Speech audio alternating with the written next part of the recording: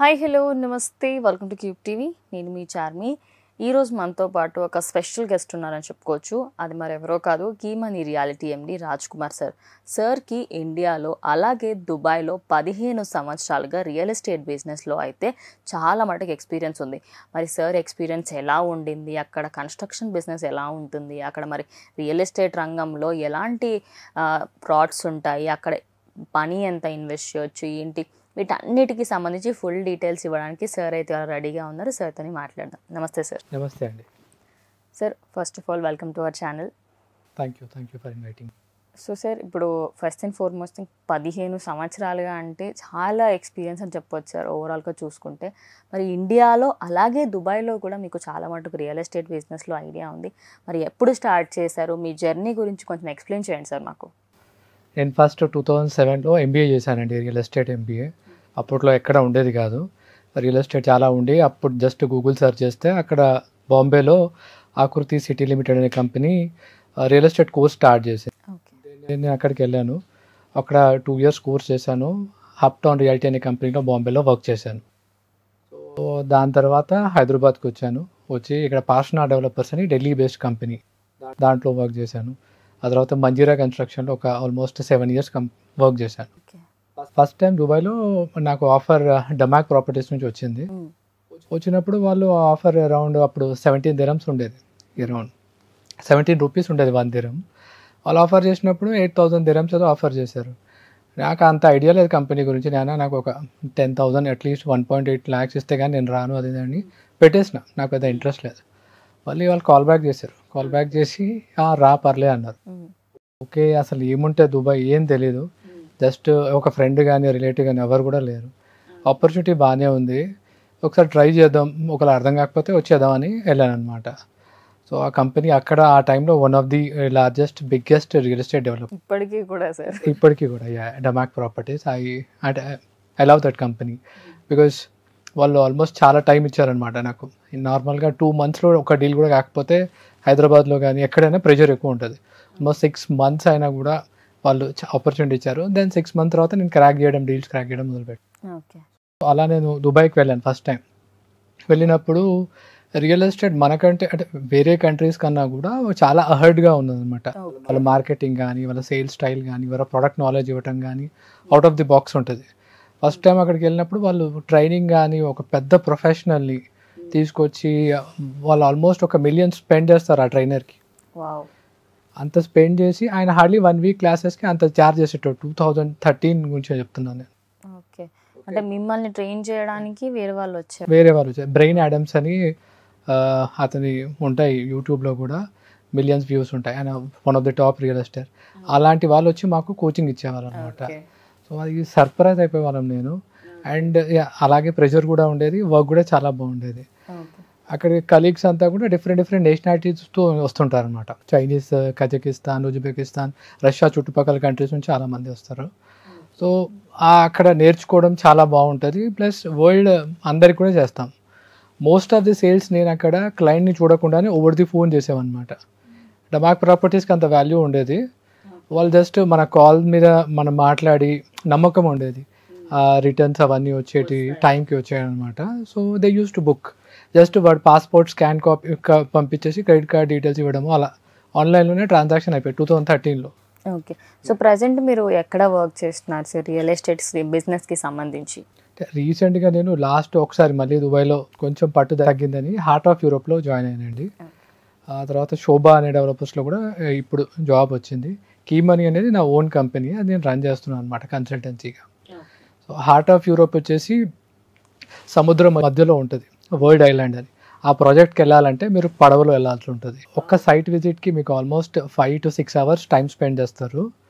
And product కూడా మనకి 2.1 million, సుమారు 5 crores నుంచి స్టార్ట్ అవుతుంది. ఓకే, హోటల్స్ అనమాట. తక్కువ అని చెప్పుకోవచ్చు టు బి ఆనెస్ట్లీ, బికాస్ అదే మనం వేరే కంట్రీస్లో ఎక్కడ ఇన్వెస్ట్ చేసినా కూడా అంత తక్కువ అయితే రాదు అని నేను అనుకుంటున్నాను. Is it right? ఆ ప్రాపర్టీ వాల్యూ అయితే తక్కువ అండి. ఎందుకంటే నార్మల్ మెయిన్ ల్యాండ్ మీద కన్స్ట్రక్షన్ చేయాలంటే ఒక ప్రాపర్టీకి 2 years అవుతుంది, 3 years అవుతుంది. మ్యాక్సిమం గేటెడ్ కమ్యూనిటీ చాలా పెద్దదైతే 4 to 5 years అవుతుంది. అదే మీరు సముద్రం మధ్యలో పడవల నుంచి మీరు మొత్తం ఎక్విప్మెంట్ తీసుకురావాలి, లేబర్ క్యాంప్స్ పెట్టాలి, అంత అంతా మొత్తం మొబిలైజ్ చేసి అక్కడ క్యాంప్ హౌస్ కట్టాలి సముద్రం మధ్యలో వరల్డ్ ఐలాండ్లో. So it will take lot of time. వాళ్ళు ఇనీషియల్గా స్టార్ట్ చేసింది 2012లో అలా స్టార్ట్ చేశారు. వాళ్ళు 2020 కల్లా అయిపోతుంది అనుకున్నారు, కానీ అది ఇంకా ప్రాజెక్ట్ నడుస్తూనే ఉంది. 80% ఆఫ్ ద ప్రాజెక్ట్ కంప్లీట్ అయిపోయింది. అక్కడ మీకు హోటల్ స్పేస్ వచ్చేసి 4.5 crores నుండి స్టార్ట్ అవుతుంది. అందులో ఫ్లోటింగ్ విల్లాస్ కూడా ఉంటాయి. ఫ్లోటింగ్ విల్లా అంటే మీకు ఒక 2 bedroom వాటర్ కింద ఎక్స్పీరియన్స్ ఉంటుంది. Complete 3 level floating see horse అంటాం మేము వాటిని. ఒక లెవెల్ ఏమో living area, kitchen area, first level ఏమో జాకూజీ సిట్అవుట్ ఏరియా ఉంటుంది. కింద అండర్ గ్రౌండ్లో మీకు వాటర్ కింద 2 bedroom ఉంటుంది. అది ఎంత లగ్జరీ ఉంటుందంటే మీరు జస్ట్ బెడ్రూమ్లోకి వెళ్ళి కూర్చొని చూస్తే సముద్రంలో ఉన్న చేపలు మీకు కనబడుతూ ఉంటాయి. రౌండ్గా తిరుగుతున్నట్టు ఫీలింగ్ వస్తుంది మనకి. ఇంకా వావ్. అవి చేపలు కూడా రావటానికి మనకి ఎలాంటి చేపలు కావాలంటే అలా చేపలు ఉంటాయి. కోరల్స్ అని అక్కడ ప్లేస్ చేస్తారు. ఆ కోరల్స్ అట్రాక్ట్ అయ్యి మనకి ఫిషెస్ వస్తాయి అనమాట. సముద్రం ఫిషెస్, మన మీద పెట్టిన ఫిషెస్ కాదు, సముద్రం నుంచి ఫిషెస్ వస్తాయి. అలాగని చెప్పి అది ఫ్లోటింగ్ ఎప్పుడైనా మునిగిపోయే ఛాన్సెస్ ఉన్నాయంటే దాన్ని ప్రాపర్గా యాంకర్ చేసి పెట్టారనమాట. అండ్ బియాన్సీ ఎఫెక్ట్ తోటి టోటల్లీ హై టెక్నాలజీ తోటి దాన్ని అలా ప్లేస్ చేశారు. And it is very safe and secured. అందులో డిఫరెంట్ ఆప్షన్స్ ఉంటాయి. మీరు అందులో స్టే చేయొచ్చు, లేదు మీరు వేరే వాళ్ళకి రెంటల్స్కి ఇచ్చేసి మీకు రిటర్న్స్ కావాలంటే జస్ట్ మీరు ఒక ప్రాపర్టీ తీసుకోవచ్చు అనమాట. 21 million dirhams నుంచి ఉంటుంది. Completely Bentley furniture, ultra luxury experience ఉంటుంది. And it is one of the best అనమాట. వరల్డ్లోనే అలాంటి ప్రాజెక్ట్స్ లేవు అనమాట. నిజంగానే లేవు.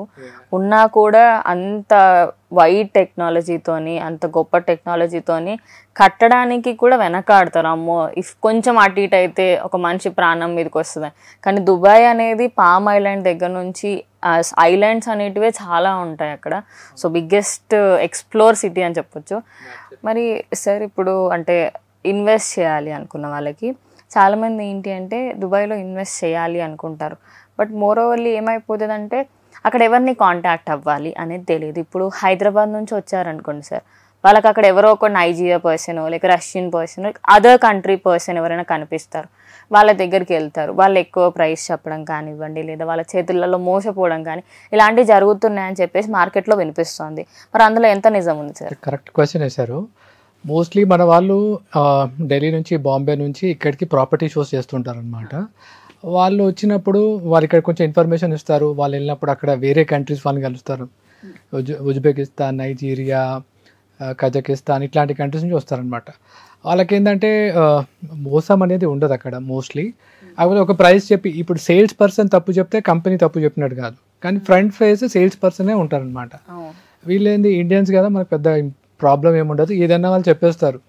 చెప్పి ఆ రోజు ఆ ప్రాపర్టీ అమ్మేస్తారు. తర్వాత చూస్తే రిటర్న్స్ తక్కువ ఉంటాయి, అది ఉంటాయి, మనం లీగల్స్ అవన్నీ చెక్ చేసుకోరు.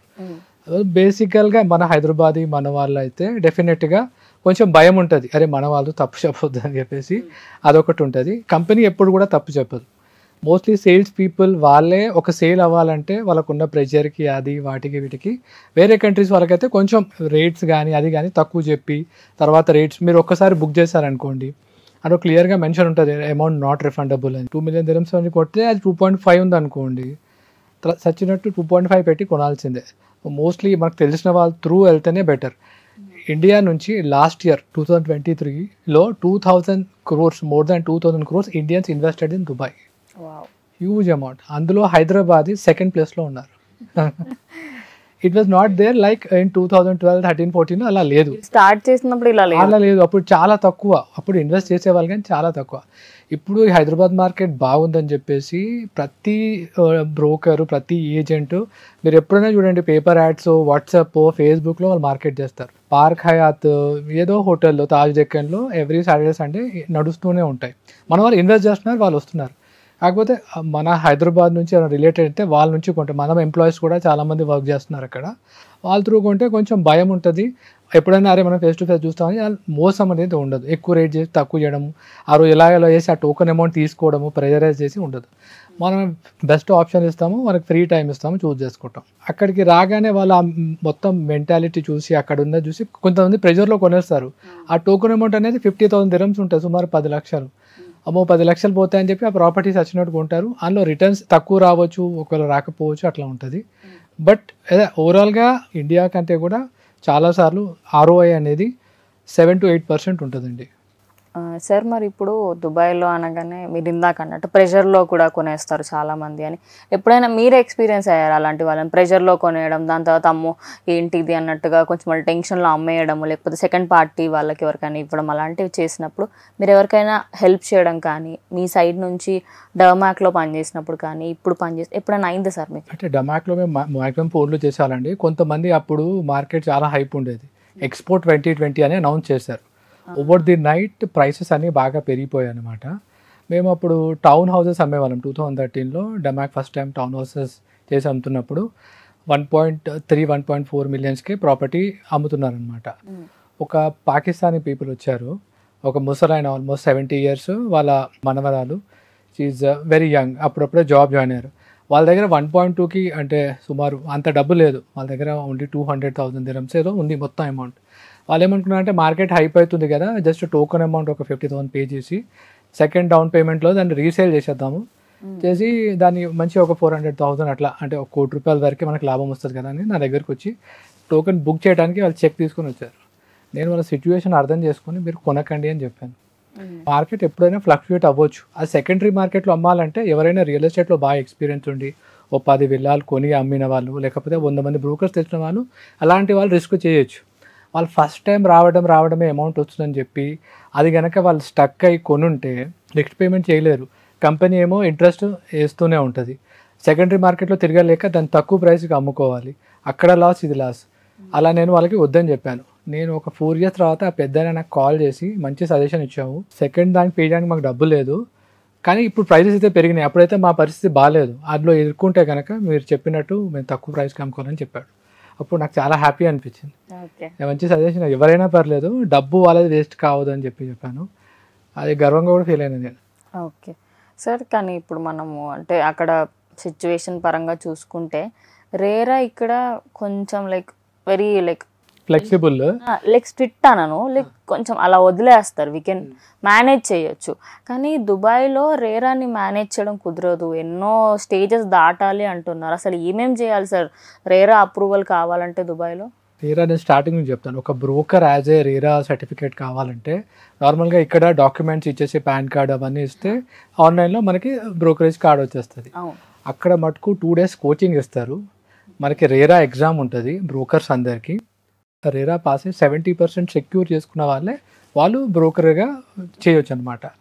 రేరా చాలా స్ట్రిక్ట్ ఉంటుంది, నో డౌట్ చాలా స్ట్రిక్ట్ ఉంటుంది. అట్ ద సేమ్ టైం డెవలపర్కి కూడా ఇట్లాంటి వాళ్ళే బ్రోకరేజ్ అమ్మగలుగుతారు, ఎవరు పడితే వాళ్ళు అమ్మలేరు. అండ్ డెవలపర్ కూడా ఎస్క్రో అకౌంట్ ఉంటుంది, ఇక్కడ కూడా ఉంటుంది నో డౌట్. కాకపోతే అక్కడ చాలా స్ట్రిక్ట్, మనం పెట్టే డబ్బంతా కూడా ఓన్లీ ఆ ప్రాజెక్ట్కే వాళ్ళు అందులో అమౌంట్ పెడతారనమాట.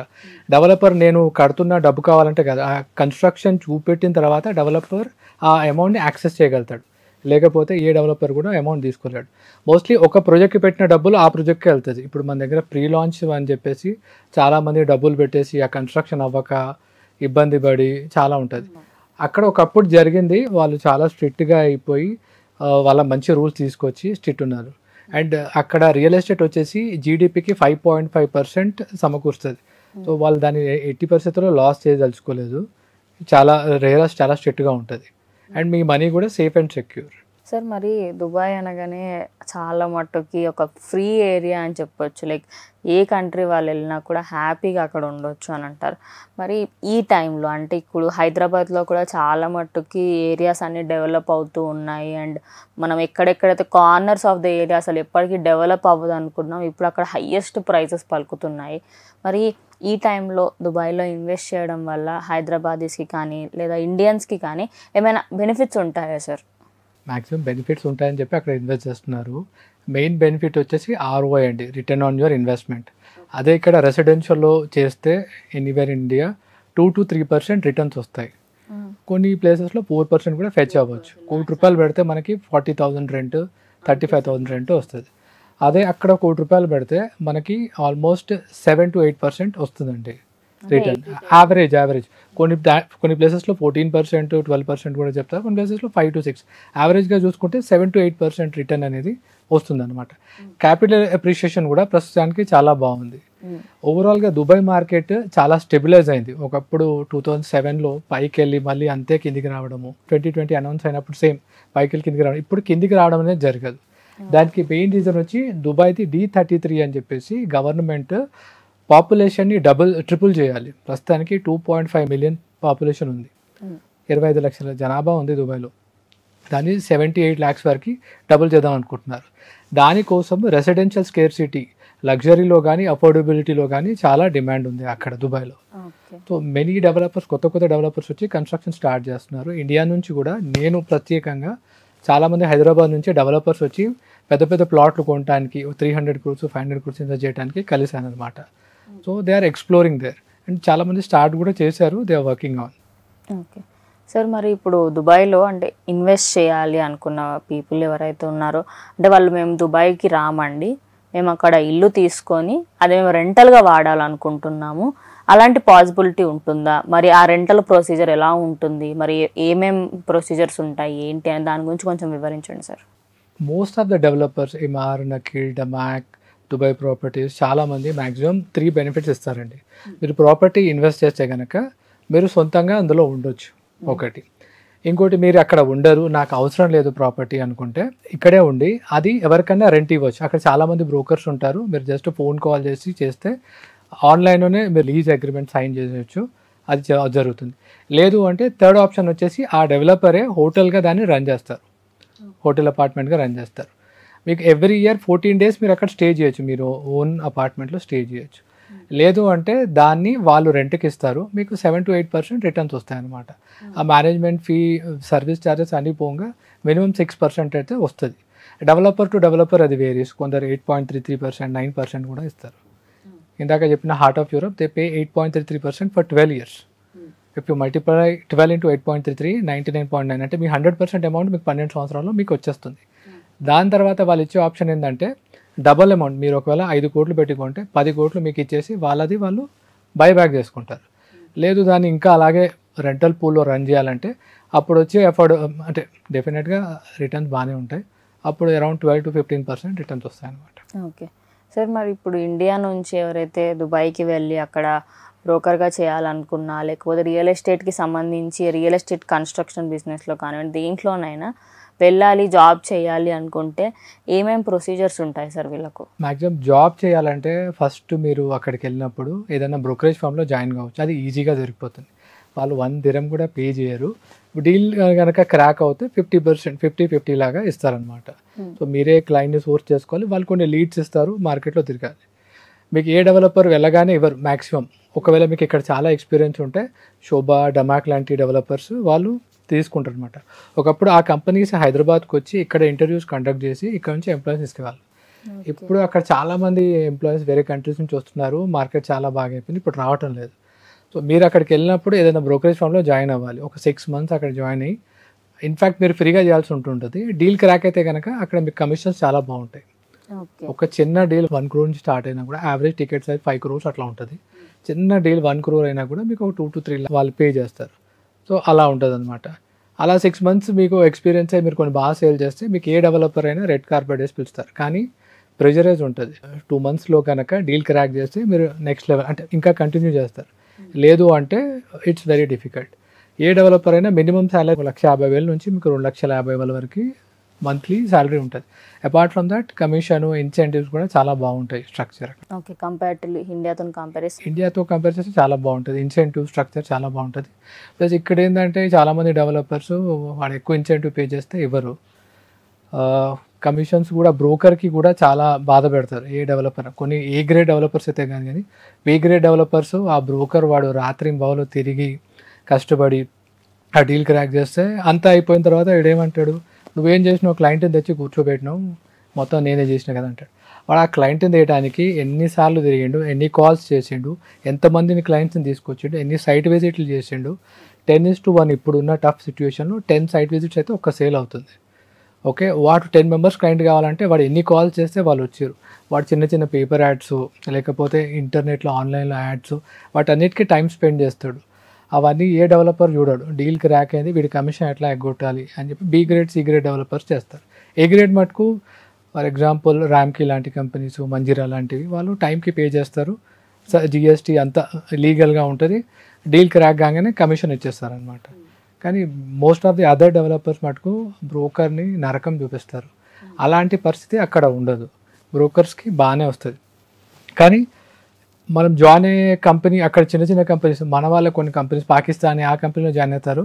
వాళ్ళు ఒకవేళ కమిషన్ అయినాక తర్వాత సతాయించవచ్చు. కానీ డెవలపర్ మటుకు అక్కడ మీ డీల్ అయిందంటే మీ ఇన్సెంటివ్ మీకు టైంకి ఇచ్చేస్తారు. మీరు ఒక రిజైన్ చేసినా కూడా మీ ఇన్సెంటివ్ మీ అకౌంట్లో పడిపోతుంది. మీరు వెళ్ళి వాళ్ళతో ఫైట్ చేయాల్సిన అవసరం ఉండదు, బతిలాడాల్సిన అవసరం ఉండదు. ఓకే సార్, ఇప్పుడు నేను ఇండియాలో ఏమైనా కొనాలి అన్నా, పోనీ హైదరాబాద్లో నేను ఒక అపార్ట్మెంట్ తీసుకోవాలన్నా, నా అపార్ట్మెంట్ పెట్టిన దానికంటే ఎక్కువ నేను రిజిస్ట్రేషన్ ఫీజు కట్టాల్సి వస్తుంది. పెట్టడానికి నేను కొన్నా అన్నట్టుగానే 40 లక్షలు పెట్టాను అనుకోండి, 5-6 లక్షలు నాకు అక్కడ దానికే పోతుంది. ఇంకొకసారి ఇంకెక్కువైనా కూడా విచిత్రంగా ఫీల్ అవ్వనక్కర్లేదు. మరి దుబాయ్లో రిజిస్ట్రేషన్స్ ఎలా ఉంటాయి సార్? దుబాయ్లో రిజిస్ట్రేషన్ ఛార్జ్ వచ్చేసి ఒకప్పుడు 2% 2013లో ఎక్స్పో 2020 అనౌన్స్ అయ్యేటప్పుడు అది 4% చేశారు. మీరు ఏ రెసిడెన్షియల్ కొన్నా 4% పే చేయాల్సి ఉంటుంది. దాని తర్వాత అకూద్ అని చెప్పేసి 5,000 dirhams అదొకటి పే చేయాలి. అకూద్ అంటే టైటిల్ డీడ్ మీకు ఇచ్చినట్టు, అది ఈ రెండింటికి మీరు పే చేయాలండి. 4% ప్లస్ 5,000 dirhams అంటే నథింగ్ బట్ ఎంత అండి, అరౌండ్ 1 lakh చేంజ్ ఉంటుంది అంతే. సో ఈ రెండు పే చేయాలి. మీకు ట్యాక్స్ బెనిఫిట్స్ కూడా ఉంటాయి, అంటే వేరే ట్యాక్స్లు కూడా ఏముండవు, ఓన్లీ రిజిస్ట్రేషన్ చేయాలి. కమర్షియల్ కొంటే కనుక వ్యాట్ 5% పే చేయాలి. రెసిడెన్షియల్గా అయితే మీరు ఓన్లీ 4% పే చేస్తే, అదే రిజిస్ట్రేషన్ ఛార్జెస్ పే చేస్తే సరిపోతుంది, ఇంకేం అవసరం ఉండదు. ఓకే సార్, ఇప్పుడు అంటే సపోజ్ ఎవరైనా ఒక మధ్యతరగతి వ్యక్తి, ఆయన దగ్గర కొంచెం ఎక్కడో ల్యాండ్ ఉంది, సరే దుబాయ్లో ఇన్వెస్ట్ చేస్తే నాకు కొంచెం ఎక్కువ బెనిఫిట్స్ వస్తాయి అన్న ఇంటెన్షన్తో అక్కడ ఇన్వెస్ట్ చేయాలి అనుకుంటున్నారు. మరి లోన్ పరంగా చూసుకుంటే అంటే దుబాయ్లో లోన్ ఫెసిలిటీ ఉంటుందా, లేకపోతే ఇండియాలో తీసుకొని మనం అక్కడ పెట్టుకోవచ్చా? దుబాయ్లో వర్క్ చేసే వాళ్ళకి 2-3 డాక్యుమెంట్స్ ఇచ్చేసి ఎలిజిబిలిటీ ఉంటే ఈజీగా లోన్ వచ్చేస్తుందండి. అదే ఇక్కడ పనిచేసి అక్కడ లోన్ కావాలంటే వాళ్ళకి చాలా డాక్యుమెంట్స్ ఇవ్వాల్సి ఉంటుంది. ప్లస్ మీరు ఫైనాన్షియల్గా చాలా స్టెబిలైజ్ అయ్యి మీ బ్యాంక్ స్టేట్మెంట్ బాగుంటేనే అక్కడి బ్యాంక్స్ మీకు ఫండ్ చేస్తాయి. ఆ ప్రాసెస్కి మీకు 2 to 3 months అవుతుంది. At the same time me financial అంటే అకౌంట్ స్టేట్మెంట్ చాలా స్ట్రాంగ్ ఉండాలి. మధ్యతరగతి వాళ్ళు అక్కడ చేయాలంటే కష్టం, కానీ అక్కడ మధ్యతరగతి వాళ్ళు లోన్కి వెళ్ళాలంటే వాళ్ళకి ఈజీ ఉంటుంది అనమాట. వాళ్ళ శాలరీ అరౌండ్ 10,000 dirhams ప్లస్ ఉంటే they will be getting 20 times. అదే 15,000 ప్లస్ ఉంటే అట్లా శాలరీ బట్టి వాళ్ళకి లోన్ ఎలిజిబిలిటీ ఉంటుంది. మార్ట్గేజ్ లోన్ కానీ పర్సనల్ లోన్ కానీ అంతా శాలరీ బట్టి ఉంటుంది. It's very easy there to get a loan. Okay, అంటే మనం ఇప్పుడు దుబాయ్ అనేది చాలా మందికి డ్రీమ్ సిటీ అని చెప్పుకోవచ్చు.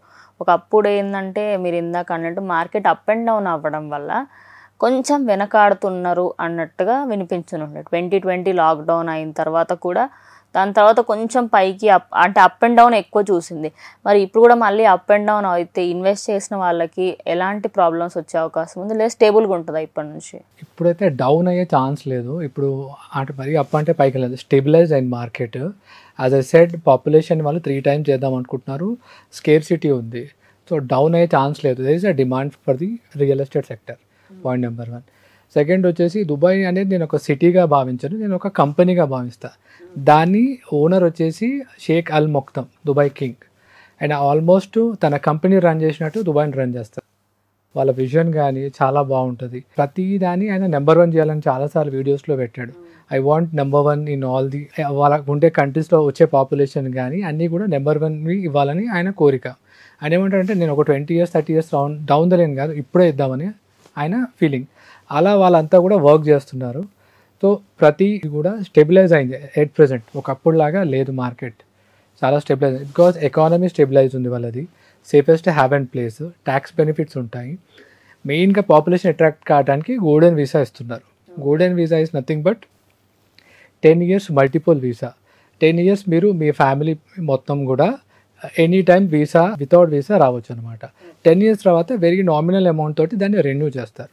అది ఎవరికి ఇస్తారంటే 2 million dirhams, సుమారు 4.8 to 5 crore ఇన్వెస్ట్ చేసిన వాళ్ళకి, అంటే అక్కడ కొన్న వాళ్ళకి ప్రాపర్టీ కొన్న వాళ్ళకి వీసా ఇస్తారు. ఇంతకుముందు ఏంటంటే కంపల్సరీ 5 crores ఇన్వెస్ట్ చేయాలి. ఇప్పుడు దాన్ని ఇంకొంచెం తక్కువ చేసి డౌన్ పేమెంట్, మీరు ఒక ప్రాపర్టీ కొన్నారు 5 crores వాల్యూ, మీరు down payment around 10 lakhs 20 lakhs down payments, ఆ డౌన్ పేమెంట్ సర్టిఫికేట్ చూపిస్తే మీకు గోల్డెన్ వీసా వచ్చేస్తుంది. ఓకే, మీ పిల్లలు బిలో 18 years ఉంటే వాళ్ళకి వైఫ్ అండ్ హస్బెండ్ ఇద్దరికి కూడా మల్టిపుల్ వీసా ఉంటుంది అనమాట. ఓకే సార్, అంటే గోల్డెన్ వీసా రావడానికి మెయిన్ అంటే ఏమేమి కావాలి సార్? ఓన్లీ అక్కడ ఇల్లు ఒకటే తీసుకుంటే సరిపోతుంది, ఇంకేమైనా అడిషనల్గా మనం అక్కడ ఖచ్చితంగా స్టే చేయాల్సిన అవసరం లేదండి. గోల్డెన్ వీసా టాలెంటెడ్ పీపుల్స్కి ఇస్తారు. సైంటిస్ట్ కానీ ఎవరైనా యాక్టర్స్ కానీ ఫిలిం యాక్టర్స్ కానీ వాళ్ళు ఫ్రీగా ఇస్తారు. యాక్చువల్గా వాళ్ళది ఏంటంటే మెయిన్ టాలెంట్ని పూల్ చేద్దామని, వరల్డ్లో ఉన్న టాలెంట్ అంతా వాళ్ళ దగ్గర రావాలని. ఒకప్పుడు వాళ్ళు ఓన్లీ టాలెంట్ పూలు రియల్ ఎస్టేట్ వీటిలో ఉండేవాళ్ళు. వాళ్ళు ఏంటంటే ఇప్పుడు ఎడ్యుకేషన్ సిస్టమ్ కూడా చాలా స్ట్రాంగ్ చేస్తున్నారు. They are trying to get Harvard, Stanford to Dubai. ఇప్పటివరకు హార్వర్డ్ అనేది వేరే ఎక్కడా లేదు. అట్లాంటి స్కూల్ కాలేజెస్ని కూడా వాళ్ళు దుబాయ్కి రావడానికి ట్రై చేస్తున్నారు. I'm 100% sure they will succeed because their vision is like that. And stabilize ఉంది మార్కెట్, చాలా ఎకానమీ చాలా గ్రో అవుతుంది. Hotel industry, hospitality industry, tourism industry, real estate ఇవన్నీ కూడా చాలా బాగా ఉన్నాయి. అండ్ అందరూ దుబాయ్ అంటే ఆయిల్ అని అనుకుంటారు. అది ఓన్లీ 1% జీడిపియే, అంతే, ఓన్లీ 1%. 99% కూడా డిఫరెంట్ సెక్టర్స్లో వాళ్ళు అగ్రెసివ్గా మార్కెట్ చేస్తున్నారు. దుబాయ్లో యాక్చువల్గా ఆయిల్ లేదు. అబుదాబీలో, సౌదీలో, వేరే వాటిలో ఉంది, కానీ దుబాయ్లో మటుకు ఆయిల్ చాలా తక్కువ యూస్, అంటే వాళ్ళకు వచ్చే ఉత్పత్తి చాలా తక్కువ. వాళ్ళంతా కూడా టూరిజం, హాస్పిటాలిటీ ప్లస్ ఏవియేషన్ వీటి మీద డిపెండ్ అయి ఉంటుంది. అండ్ నేను మీకు చెప్తున్నాను స్టెబిలైజ్ ఎందుకు అవుతుంది అంటే, ఇప్పుడు దుబాయ్లో మ్యాక్సిమం టూరిస్ట్ అంతా కూడా ఒకప్పుడు లండన్ హిత్రో ఎయిర్పోర్ట్ అన్నిటికంటే వరల్డ్లో ఎక్కువ ఫుట్ఫాల్ ఉండేది. దాన్ని దుబాయ్ ఎప్పుడో 2015లో ఓవర్టేక్ చేసింది. దాన్ని ఇంకా కన్సిస్టెంట్గా రన్ చేస్తుంది అనమాట. సో ఇప్పుడు డౌన్ అయ్యే ఛాన్సెస్ అయితే లేదు. 2022 తర్వాత ప్రాపర్టీ వాల్యూ 17% to 22% ఇంక్రీజ్ అయింది. కానీ ఇప్పుడు అది అరౌండ్ 7 to 8% ఉంది. అది over period of time 4 to 5 years అలాగే ఉండి మళ్ళీ ఇంకేమైనా డెవలప్మెంట్స్ వస్తే కనుక అది 8 to 10% అలా పోతుంది అనమాట. ఇన్ఫ్యాక్ట్ హైదరాబాద్లో కూడా కరోనా తర్వాత ప్రాపర్టీ ప్రైస్ ఎక్కడికో వెళ్ళినాయి, దానికి చాలా తక్కువ. దాని తర్వాత ఇప్పుడు కొంచెం ఆగిపోయింది. మన దగ్గర అపార్ట్మెంట్స్ చాలా ఎక్కువ ఉన్నాయి, అక్కడేమో స్కేర్ సిటీ ఉంది. డెఫినెట్గా డెవలప్మెంట్ బాగుంటుంది. ఓకే సార్, ఇప్పుడు ఇన్స్టాగ్రామ్లో చాలామంది వీడియోస్ చూసే ఉంటారు. అంటే ఒక దుబాయ్ అయినా సమ్ రియల్ ఎస్టేట్లో ఉన్న వ్యక్తి మాట్లాడతారు, ఇటు సైడ్ వేరే కంట్రీ ఉన్న అబ్బాయి మాట్లాడుతూ ఉంటారు. లైక్ ఒక 1 crore పెడితే మీ కంట్రీలో ఏమొస్తుంది, 2 crores పెడితే మీ కంట్రీలో ఏమొస్తుందని. ఆ వీడియోస్ చూసిన ప్రతిసారి దుబాయ్ వాళ్ళు ఎవరైతే ఉంటారో 1 crore పెడితే అంటే చిన్న ఏదో ఇల్లు వస్తుందని పక్క కంట్రీ వాడు అంటే, వీడు మాత్రం ఏమంటాడంటే అక్కడ ఎంత అంటే అంత, నీకు ఒక విల్లా వచ్చేస్తుంది, నీకు ఒక అపార్ట్మెంట్ వచ్చేస్తుంది పెద్దది అని చెప్తారు. నిజంగానే 1 crore మనకు ఒక మంచి హౌస్ అయితే వస్తుంది అసలు? 1 crore to 5 crores పెడితే అక్కడ 1 crore ఆ విల్లా అయితే రాదండి. ఎంత దూరం వెళ్ళినా కూడా ఫ్లాట్ అయితే వస్తుంది, అపార్ట్మెంట్ వస్తుంది. కొంచెం దూరం వెళ్ళాలి, జబల్ అలీ అటు సైడ్ వెళ్తే కనుక మీకు ఫ్లాట్ వస్తుంది. అంటే మీకు 5 crores పెడితే మన దగ్గర మంచి ఏరియాలో అంటే బంజారాస్లో కష్టం, కానీ అక్కడ 5 to 10 crores పెడితే కనుక మీకు ఇన్ఫ్యాక్ట్ బుర్జ్ ఖలీఫాలో కూడా మీకు ఈజీగా ఫ్లాట్ వస్తుంది. బుర్జ్ ఖలీఫాలో మెయిన్ ఛాలెంజ్ ఏంటంటే maintenance charge almost 80 dirhams per square feet ఉంటుంది. ఆల్మోస్ట్ అక్కడే పోతుంది, 7,000s అక్కడే పోతుంది. సో కాబట్టి అందరూ బుర్జ్ ఖలీఫా కన్నా దాని చుట్టుపక్కల వేరే ఎంఆర్ ఉంటాయి, అడ్రస్ ఆ బిల్డింగ్లలో తీసుకుంటారు. అయినా బుర్జ్ ఖలీఫా చూడడానికి వెళ్తారు, కానీ బుర్జ్ ఖలీఫాలో ఉండడానికి ఎవరు అనుకోడు సార్. ఒకప్పుడు అది చాలా క్లిక్ అయ్యేదండి, బుర్జ్ ఖలీఫాలో ఉండే అంటే పెద్ద స్టేటస్. కానీ ఇప్పుడు అది మెయింటెనెన్స్ వల్ల కొంచెం అంటే ఆ చార్జెస్ అఫోర్డ్ చేయలేక దాని చుట్టుపక్కల తీసుకొని దాన్ని చూసి ఎంజాయ్ చేస్తున్నారు. నా ఫ్రెండ్ డమాక్ పారామౌంట్ అని ఒక హోటల్లో ఇట్స్ అబౌట్ 4.5 million 3 bedroom తీసుకున్నాడు.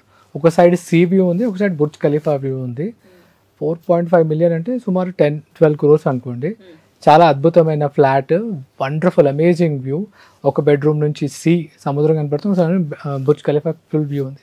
సో అలాంటిది మనకి దొరుకుతుంది. అదే ఇక్కడ మనం 12 crores పెడితే ఇప్పుడు వచ్చే ప్రాపర్టీస్ అన్నీ కూడా రాఘవ కానీ తర్వాత ట్రైలైట్ కానీ చాలా కాస్ట్లీ అయిపోయింది. అంటే నిజం చెప్పాలంటే మీరు చెప్తున్న విధంగా ఇప్పుడు 5 crores మనకు ఒక అపార్ట్మెంట్ వస్తుంది అంటే నిజంగానే చాలా తక్కువ అని చెప్పుకోవచ్చు. అది దుబాయ్ అటువంటి అంత రిచ్ టైప్ ఆఫ్, అంటే ఒక మంచి కంట్రీ అని చెప్పొచ్చు, సేఫెస్ట్ కంట్రీ అని చెప్పొచ్చు. ఇప్పుడు బంజారాహిల్స్, జూబ్లీహిల్స్ సైడ్ మనం వెళ్తే 5 crores పెడితే నాకు విల్లా వస్తుంది అంటే రాదండి. చిన్న అపార్ట్మెంట్, చిన్న ఒక బిల్డింగ్ ఇస్తాం మీకు. అపార్ట్మెంట్స్ కూడా ఉన్నాయి సార్, నిజం చెప్పండి 3 BHK అపార్ట్మెంట్స్ కొన్ని 5 crores వరకు వెళ్ళినవి కూడా ఉన్నాయి. మరి అంటే ఇప్పుడు దుబాయ్ ఇన్వెస్ట్ చేయడానికి ఇది మంచి టైం అంటున్నారు. మరి అక్కడ బ్రోకరైజేషన్ చేయాలి అనుకున్నవారు ఇక్కడ నుంచి అక్కడికి వెళ్ళి ఇక్కడ మాకు జాబ్స్ దొరకట్లేవు, అక్కడ మాకు బ్రోకరైజేషన్లో మేము రియల్ ఎస్టేట్లో ముందుకు వెళ్ళాలనుకుంటున్నాం, ట్రైనింగ్ పరంగా మాకు ఏమన్నా ఫెసిలిటీస్ ఉంటాయా, మాకు అక్కడ నేర్పించే వాళ్ళు ఉంటారా అని చెప్పేసి అడిగే వాళ్ళకి ఎలాంటి సమాధానం ఇస్తారు? అంటే మోస్ట్లీ మీరు దుబాయ్ వెళ్ళాలనుకుంటే ఒక 2 months విజిట్ వీసా తీసుకొని వెళ్ళాలి. అంతకుముందు మీరు లింక్డ్ఇన్లో మ్యాక్సిమం బ్రోకరేజ్ కంపెనీస్ ఉంటాయి దుబాయ్లో, brokerage company, top brokerage companies, వాటిలో అప్లై చేయాలి. మ్యాక్సిమం అక్కడ జాబ్స్ అనేది లింక్డ్ఇన్ త్రూవే. ప్రతి హెచ్ఆర్ లింక్డ్ఇన్లో వీఆర్ హైరింగ్ అని చెప్పేసి వాళ్ళ ఫొటోస్ పెట్టేసి మనకి లింక్డ్ఇన్లో పెడతారు. బ్రోకరేజ్ ఫర్మ్స్ ఇన్ దుబాయ్ కొడితే ఒక నార్మల్గా మనం ఒక బిల్డింగ్లో వెళ్తే ఇక్కడ ఐటీ కంపెనీస్ ఉంటాయి, అక్కడ ఒక బిల్డింగ్లో వెళ్తే ఒక 30-40 బ్రోకరేజ్ ఫర్మ్స్ ఉంటాయి. మన దగ్గర ఐటీ ఎలా గ్రో అయిందో అక్కడ వాళ్ళకి బ్రోకరేజ్ ఫ్రమ్ రియల్ ఎస్టేట్ అట్లా ఉంటుంది అనమాట. సో చాలా డిమాండ్ ఉంటుంది. ఫైనెస్ట్ టాలెంటెడ్ పీపుల్కి చాలా డిమాండ్ ఉంది. కమ్యూనికేషన్ కూడా ఇంగ్లీష్ రావాల్సిన అవసరం లేదు, మ్యాక్సిమం అక్కడ హిందీతో వర్కౌట్ అవుతుంది. ఇంగ్లీష్ కొంచెం వచ్చినా సరిపోతుంది. మీలో కాన్ఫిడెన్స్ ఉండాలి. అక్కడికి వెళ్ళి నేను 6 నెలలు అయినా ఏం లేకపోయినా సస్టైన్ అయ్యి ఒక బ్రోకరేజ్ ఫామ్లో ఒక డీల్ చేయగలన్న సత్తా ఉందనుకోండి, మీరు ఇక్కడ నుంచి అప్లై చేసి అక్కడ 2 monthsకి వెళ్ళినప్పుడు అక్కడ మ్యాక్సిమం పర్ డే ఒక 3 to 4 ఇంటర్వ్యూస్ ఇచ్చారనుకోండి, బెస్ట్ బ్రోకరేజ్ కంపెనీలో మీకు ఆఫర్ ఇస్తారు. ఇనీషియల్గా శాలరీ ఏముండదు, కానీ యాజ్ అ బ్రోకర్ మీరు ఉండొచ్చు. మీరు ఒక డీల్ క్రాక్ చేసినా you can sustain for another 6 months. ఒక 1 year మీరు ఒక బ్రోకరేజ్ ఫామ్లో చేసి మీకు వచ్చిన నెట్వర్క్ తోటి మీరు ఏ డెవలపర్ ఆఫీస్కి వెళ్ళినా కూడా you will get a very good job. Your salary will not be less than 10,000 dirhams. ఇప్పుడు శోభా డెవలపర్స్ తీసుకుంటే కనుక మంచి ప్యాకేజ్ ఉంటుంది అనమాట. అందులో రావాలంటే మీరు కనీసం బ్రోకరేజ్ ఫామ్లో 4 నుంచి 5 సేల్ చేస్తే కనుక they will take you. Best ఏంటంటే వాళ్ళు మీకు కాన్ఫిడెన్స్ చూస్తారు, మీరు ఏదైనా ట్రాక్ రికార్డ్ చూస్తారు. ఈ 2 ఉంటే కనుక definitely you can do wonders there. ఒకప్పుడు చాలా తక్కువ మంది తెలుగు వాళ్ళు ఉండేవాళ్ళు అక్కడ యాజ్ ఏ బ్రోకర్స్ కానీ డెవలపర్ దగ్గర వర్క్ చేసి. ఇప్పుడు పర్సంటేజ్ పెరిగింది. సో వాళ్ళు కూడా మనకి హెల్ప్ చేస్తారు. ఇప్పుడు మీరు డెవలపర్ దగ్గర ఉన్నారు అనుకోండి, మీకు బ్రోకర్స్ అంతా తెలిస్తే మీరు ఈజీగా డీల్స్ క్రాక్ చేయొచ్చు. అది కూడా కరెక్ట్. అంటే మన కాంటాక్ట్స్ ఎంత వాస్ట్గా ఉంటే మనం అంతే అన్ని డీల్స్ చేయొచ్చు కదా. నెట్వర్క్ ఈజ్ నెట్వర్క్ అన్నట్టు దుబాయ్కి అది యాక్చువల్గా యాప్ట్గా అప్లై అవుతుంది. ఓకే సార్, అంటే ఇప్పుడు దుబాయ్ అలాగే మనం కెసినోని చాలా మంది కంపేర్ చేస్తున్నారు. వై దుబాయ్ కెసినో సైడ్ వెళ్తాము, అక్కడ అంటే రసల్ ఖైమాలో కసినో వస్తుందండి, వరల్డ్ కసినో వస్తుంది. డెఫినెట్గా అక్కడ ప్రైసెస్ బాగా ఇంక్రీజ్ అయ్యాయి. యాక్చువల్గా అది రాకముందే ఇప్పుడే ప్రైసెస్ చాలా ఇంక్రీజ్ చేశారు. సో దుబాయ్ అంటే ఎవర్ గ్రీన్, అక్కడ కసినో వచ్చినా ఏది రాకపోయినా మార్కెట్ నడుస్తూనే ఉంటుంది అనమాట. రసల్ ఖైమా ఒకప్పుడు ఒక 3 to 4 years బ్యాక్ ఎప్పుడైతే అనౌన్స్ చేశారో ఆ టైంలో ప్రైసెస్ ఓకే. ఇప్పుడు వాళ్ళు కట్టకముందే, కసినో రాకముందే ఆ ప్రైసెస్ ఆ రేంజ్కి వెళ్ళిపోయినాయి అనమాట. అంటే ఇంకా బడ్జెట్ ఓవర్గా వెళ్ళిపోవడం జరిగిందా సార్? అంటే క్యాపిటల్ అప్రిషియేషన్ అనేది చాలా తక్కువ ఉంటుంది. మీకు ROI అనేది ఓవరాల్గా 7 to 8% వస్తుంది ఎక్కడ పోయినా, కానీ క్యాపిటల్ అప్రిషియేషన్ అనేది అంతగా ఉండదు. వేరే దుబాయ్లో మటుకు క్యాపిటల్ అప్రిషియేషన్ బెటర్ ఉంటుంది. అంటే 2022 ఆఫ్టర్ కరోనా క్యాపిటల్ అప్రిషియేషన్ చాలా చోట 30%, 40% దాకా వెళ్ళింది. ఇప్పుడు కొంచెం తగ్గింది, మన దగ్గర కూడా అయింది, ఇప్పుడు కొంచెం తగ్గింది. బట్ అది స్టెబిలైజ్ అయ్యి అరౌండ్ మీకు 10 to 20% అనే క్యాపిటల్ అప్రిషియేషన్, 7 to 8% అనే రిటర్న్ ఆన్ యువర్ ఇన్వెస్ట్మెంట్. ₹1,00,00,000 పెడితే 7 lakhs to 8 lakhs per annum మీకు రిటర్న్స్ వస్తాయి. అది 1,20,00,000 నుంచి 1,35,00,000 అయ్యే ఛాన్సెస్ ఎవ్రీ ఇయర్ అలా ఉంటుంది అనమాట. ఓకే సార్, ఇప్పుడు అంటే చాలామంది అంటారు, లైక్ చాలామంది రియల్ ఎస్టేట్ వాళ్ళ దగ్గర ఒక్క మాట ఖచ్చితంగా వింటాం, ఇల్లు ఖచ్చితంగా తీసుకోండి, ఎప్పటికైనా తీసుకోండి, కొన్ని రోజులు అయిన తర్వాత రెంట్ మీరు భరించలేనంత పెరుగుతాయి అని.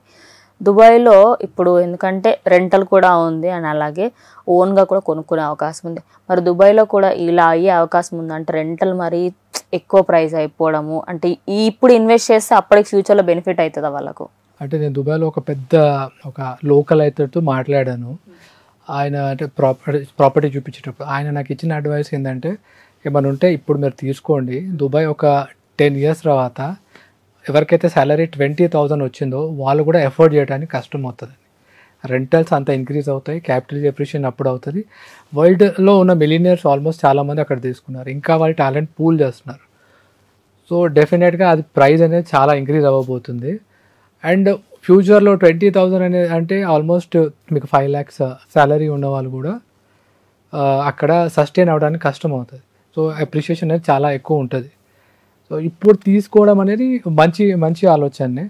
And more over 17 to 18% rental appreciation అవుతూ వచ్చింది. ఇప్పుడు కొంచెం 10 to 15% అవుతుంది, కానీ రెంటల్ అప్రిషియేషన్ అయితే అవుతూనే ఉంది. పాపులేషన్ కూడా వాళ్ళు ఇంక్రీజ్ చేస్తున్నారు కాబట్టి డెఫినెట్గా అప్రిషియేషన్ ఉంటుంది. ఓ 15 years తర్వాత మళ్ళీ కొంచెం తగ్గొచ్చేమో, కానీ ఇప్పుడు మటుకు ఇట్స్ అంటే ప్రతి వాళ్ళు రైట్ టైం టు ఇన్వెస్ట్ అంటారు. నేను అక్కడ ఉంటున్నాను, ఇక్కడ ఉన్నాను. కొన్ని చోట్లల్లో కొన్ని ప్రొఫెషనల్ బ్రోకర్స్తో వెళ్తే కనుక మీకు రైట్ సజెషన్ ఇస్తారు, రైట్ ప్రాపర్టీ దొరుకుతుంది అనమాట.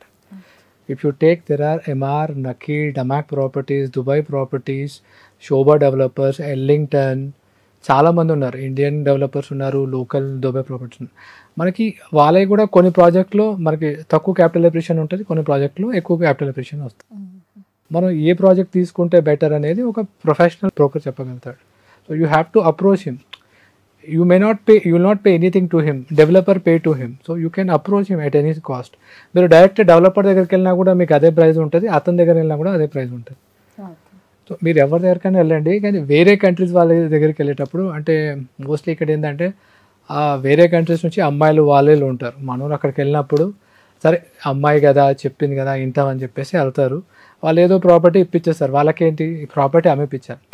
మనం ఏంటంటే మన స్టేట్ మన ప్లేస్ నుంచి వచ్చాడు, రైట్ ప్రాపర్టీ ఇప్పకపోతే బాగోదు, రేపు నాకు రెఫరెన్స్ కూడా రాదు, ఏమైనా మొక్కం చూసుకోవాల్సి ఉంటుంది అని చెప్పేసి కొంచెం భయంలో. ప్లస్ యాజ్ అ ప్రొఫెషనల్ డెఫినెట్గా మంచి ప్రాపర్టీ చూపిస్తాం. మనం ఎవరికో పాకిస్తాన్ వాడికి హెల్ప్ చేసిన వాళ్ళం, మనోడికి ఖచ్చితంగా మర్యాదగా మంచి ప్రాపర్టీ ఇప్పిస్తాం అనమాట. సార్ అంటే మనము ఇందాక మాట్లాడుకున్నట్టు నైజీరియా వాళ్ళు కానీ లేదా పాకిస్తాన్ వాళ్ళ దగ్గర కానీ ఇండియన్స్ ఎక్కువ మట్టుకి వెళ్ళిన తర్వాత వాళ్ళకి తెలియకుండా అందులో చాలా లూప్ హోల్స్ ఉన్నాయి, వీళ్ళు చెప్పకపోవడము, దానివల్ల వాళ్ళు డబ్బులు పోగొట్టుకొని లేకపోతే రిటర్న్స్ రాకపోవడం ఇలాంటివన్నీ జరుగుతూ ఉంటాయి దుబాయ్లో. అందుకని ఇండియన్స్ ఏమైనా ఇన్వెస్ట్ చేద్దామంటే వెనకాడుతూ ఉంటారు. కానీ నిజానికి ఇండియన్స్కే తెలియదు, అక్కడ ఇండియన్ ఇన్వెస్టర్స్ ఎవరైతే ఉన్నారో చాలామంది అక్కడ రియల్ ఎస్టేట్లో మన ఇండియన్స్ ఉన్నారు అని. మరి మీరు ఎలా ఇలాంటివి ఎప్పుడైనా ఫేస్ అయ్యారా, అక్కడ మోసపోయి మళ్ళీ మీ దగ్గరికి రావడం? అంటే నా దగ్గర ఒక హైదరాబాద్ వాళ్ళు వచ్చారండి, వాళ్ళు ఒక ప్రాజెక్ట్లో ఆల్రెడీ ఇన్వెస్ట్ చేశారు. అందులో వాళ్ళు ఏంటంటే ఒకసారి ఆ హోటల్ కంప్లీట్ అవ్వగానే మీకు రిటర్న్స్ స్టార్ట్ అవుతాయి అని చెప్పి అనుకున్నారు.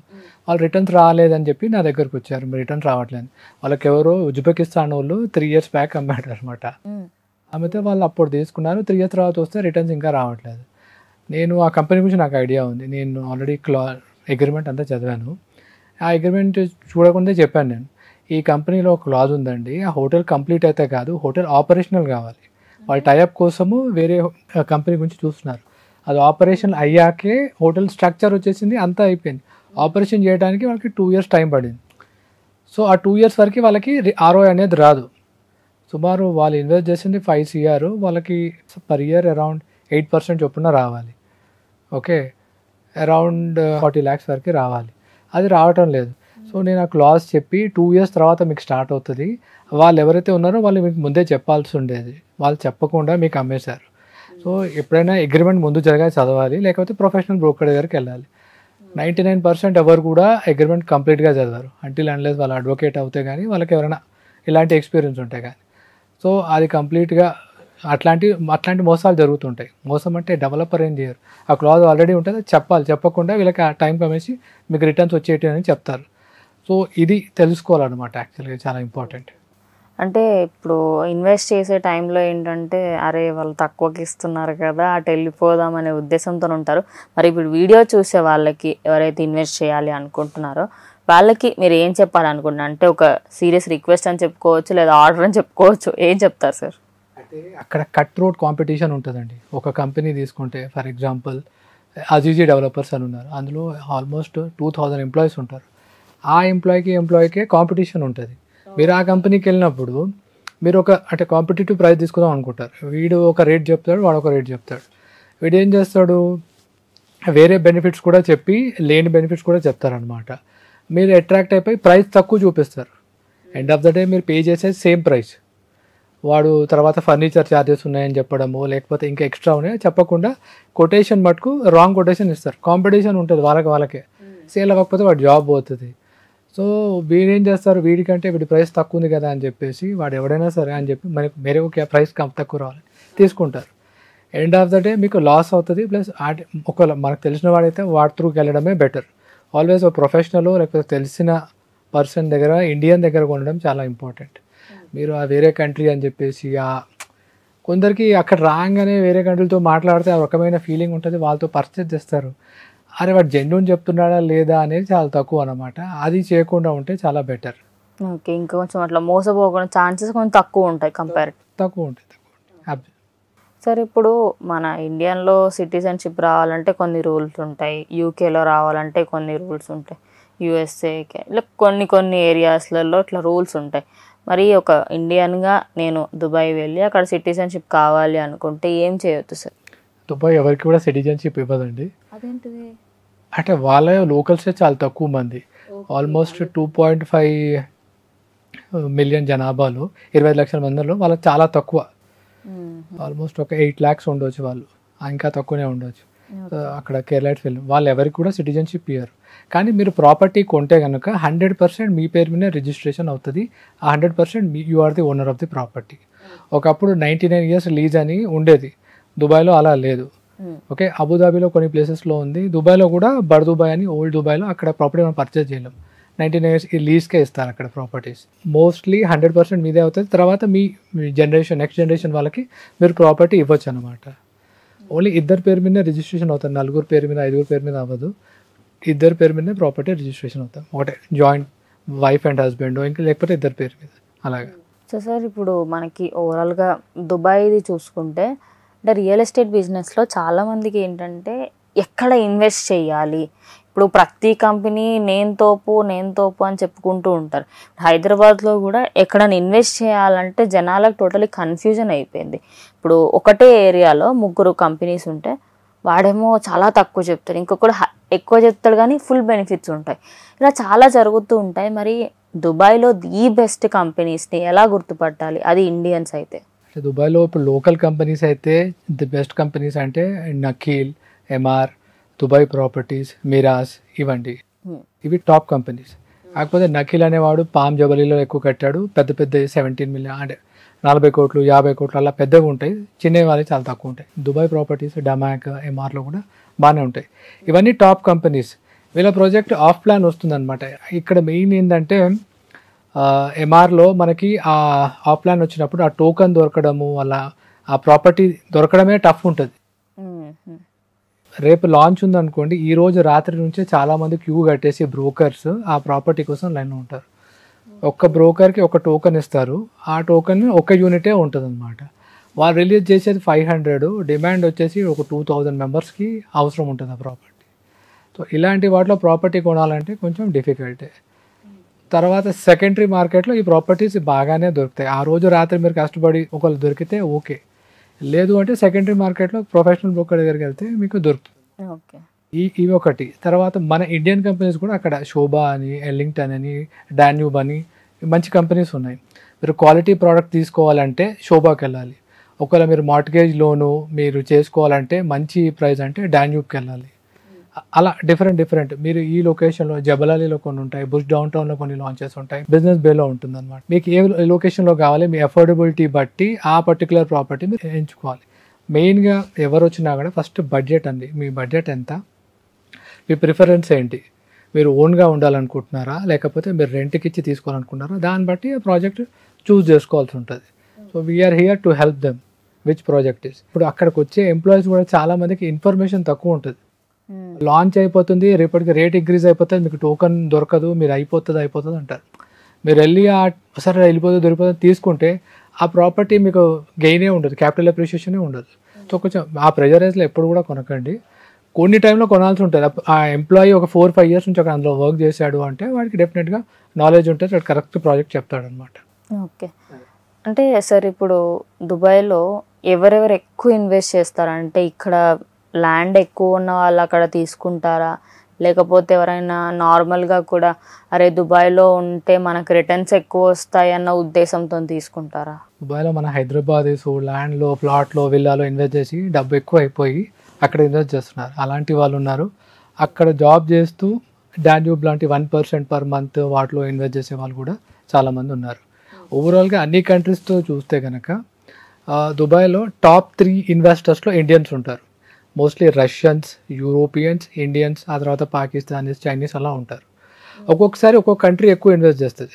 రష్యా యుక్రెయిన్ వార్ అయినప్పుడు రష్యన్స్ చాలా ఇన్వెస్ట్ చేశారు, యుక్రెయినియన్స్ కూడా కొంతమంది ఇన్వెస్ట్ చేశారు. తర్వాత కరోనా వచ్చినప్పుడు చైనీస్ బాగా ఇన్వెస్ట్ చేశారు అనమాట. దుబాయ్ వచ్చి సేఫెస్ట్ ప్లేస్. ఏ కంట్రీలో ఏదైనా ప్రాబ్లం వచ్చింది, వార్ జరుగుతుంది, లేకపోతే ఇట్లాంటి కరోనా లాంటివి వచ్చినాయంటే ఆ కంట్రీ మొత్తం ఇన్వెస్ట్మెంట్ ఇక్కడ చేస్తుంది. అలా చేసినప్పటికీ కూడా ఇండియా ఎప్పుడు థర్డ్ పొజిషన్లో ఉంటుంది, అట్లీస్ట్ థర్డ్ పొజిషన్లో ఉంటుంది. ఒకప్పుడు రష్యా ఉంది, రష్యా ఫస్ట్ ప్లేస్లో వచ్చింది వార్, ఇప్పుడు రష్యా ఫోర్త్ ఫిఫ్త్ ప్లేస్కి వెళ్ళింది.